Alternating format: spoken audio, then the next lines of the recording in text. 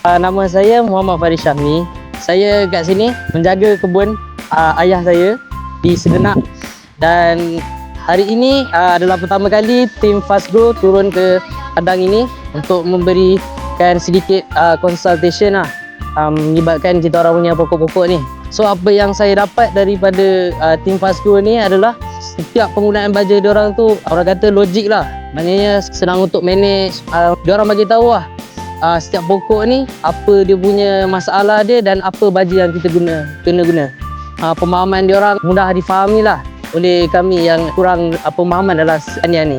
Baja ni senang digunakan lah daripada yang baja-baja yang sedia ada sekarang ni. Kekerapan dia pun jadi 2 bulan saja. So dah tak perlu lah kita habiskan banyak masa untuk kita baja banyak kali. So kita ada benda ni lagi senang lah kerja kita. So masa berkurang, lepas tu dia punya hasil pun nampak. Folia tu senang juga, kita campur je dengan air, lepas tu kita sembur je kat setiap pokok. So dah senang kerja kita kat situ untuk menjaga setiap pokok.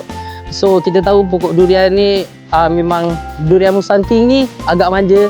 So bila ada produk-produk daripada Fastgrow ni senangkan kerja kita lah sebagai peladang. Terima kasih Fastgrow kerana datang ke ladang kami untuk memberikan consultation, dan terbaik Fastgrow.